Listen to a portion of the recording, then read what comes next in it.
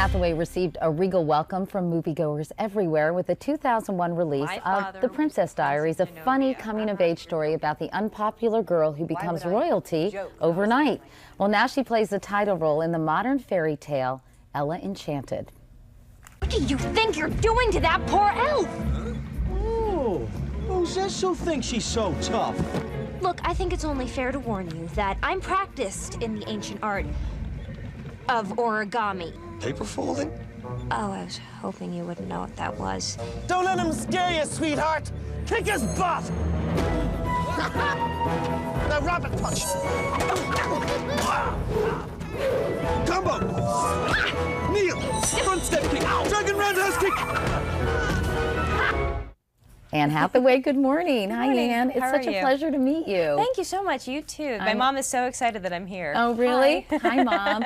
Well, my daughters are very excited that you're here because we're all big fans of yours from The Princess Diaries, and now you're doing Ella Enchanted, which is based on a book and I want to give due credit by Gail Carson Levine. And I know that my daughter Ellie has read the book. Had you read the book before you started this project? Yes, I had. I was given the book to read a few years ago, actually by Miramax. They said they were turning it into a film. And I was actually really annoyed with myself that I hadn't found it before then, because after I read it, I just was astounded. It instantly became one of my favorites. They took some poetic license, though, with the book, because Ellie was watching the movie and she said, Mom, this is supposed to be in medieval times. And I said, well, it is, but it definitely has a modern twist, a modern take on the story, right, in terms of the movie? Definitely. I mean, fans of the book probably will notice a lot of differences, but I think the book is so beautiful on its own, and I think the film works really well on its own, and they are connected, though, by the same character, and by the same kind of sense of fun and freedom and kind of the belief in magic. It's a good movie. It's sort of a twist on the classic Cinderella tale, too. You know, it's Amazing to me that the Cinderella story just never seems to grow old and tired. There are new takes on it all the time, and children and grown-ups, people just love that story. They do. I think it's a fun one to revisit because there's something really safe about a happily ever after, and really liking that. But also, I think it's wonderful to rediscover it as we kind of get older and can add new perspectives to it. It's wonderful to introduce that to children. And I so think that people like it because there's such a clear delineation between good and evil. I mean, the stepsisters are so wicked and so awful They're pretty and bad deplorable. In this one, too. They're so nasty. I hated them so much. Well, the dumb one you can't hate. You just feel sorry for her. But the awful one is she's just cruel.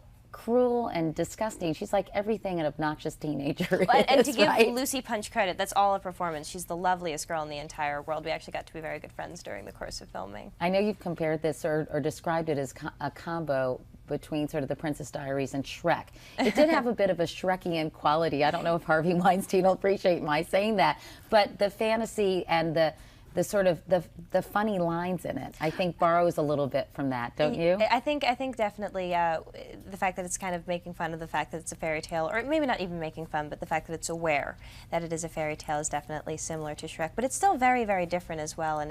And well, in a lot of ways, one, it's live action, so that's kind of the main one. Right. It's not animated. And why don't we tell people briefly what it's about? Because I mentioned it's a take on the Cinderella story, but it's about Ella Frel. It's about Ella Frel, yes. And instead of Cinderella, the Ella character, being a sort of a girl who's very good and, you know, patiently does chores and is kind of waiting for someone to save her, she's a girl who actually, the day she was born, was given a fairy gift, the gift of obedience, but it quickly proves to be a curse, and she has to do everything that anyone tells her to do, and she gets into a lot of really kind of bad situations because of it. Right. So she makes the decision to go off and break the spell herself. And I love the movie. I think it has a really great political kind of undertone about what it means to be oppressed and how to overcome that and why it's not a good idea, which is a good message for and kids. what it means to be a woman who's empowered to basically take her destiny in her own hands, right? I noticed that too when I was reading it. I'm like, am I the only one noticing a metaphor for the glass ceiling right here? You're 21 years old, and I have to say, I so admire the fact that you have not sort of succumbed to the trappings of celebrity and sort of the sleaziness that seems to attract a lot of young actresses these days. I'll probably get in trouble for saying that. But we don't judge. We don't judge. But how have you kind of resisted kind of going in that direction? Because I'm sure there's pressure on you too, right? Yeah, there's a lot. There's a lot. To be perfectly honest, the reception that Princess Diaries got floored me. I was so flattered, but I was also really scared because all of a sudden my life just got a lot bigger and I didn't feel ready for it. So it was really kind of no decision whatsoever, and I thought the best place for me was back at school.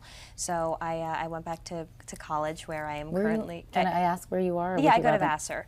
So so I'm a sophomore, and so I've gotten a few semesters in, and by trying to, and that's really, really grounding for me. I know it's so cliche to be like, well, that keeps me grounded, but it makes me always kind of rethink who I am and what I want, and because of that, I feel like I can do better work, and it makes me rethink whether or not I actually want the whole celebrity thing, because it's a nasty little beast, isn't it? Yeah, I mean, I have a little taste of it, and it's tough, especially for someone who's young. Well, it's very confusing, and there's a lot of different ways that your head can get turned, and you can go down false paths, and you get distracted from what you really want. So. Well, what's up next? What's next for Anne Hathaway? What's next for me?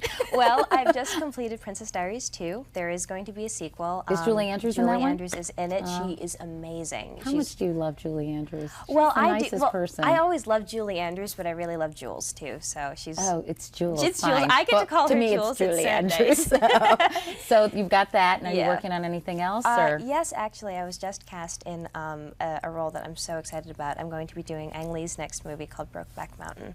Cool. Yeah, it's with Heath Ledger and Jake Gyllenhaal and Michelle Williams. Not too shabby. I'm That's very, great. very excited. I sort of feel like I just am allowed to be in the cool club right now, and I'm like, me? Cool, awesome. Well, I think it's great. Congratulations on all your success. Thank you very and best much. of luck to you. And keep your feet on the ground, because it seems like you've got a good head on your shoulders. I'm trying, thanks. Anyway, you can see Anne, by the way, on the big screen when Ella Enchanted hits theaters on April 9th. Up next, talk about flashbacks to the SAT. Al puts us to the test in a word power quiz. But first, I hope he's not going to test me. This is Today on NBC.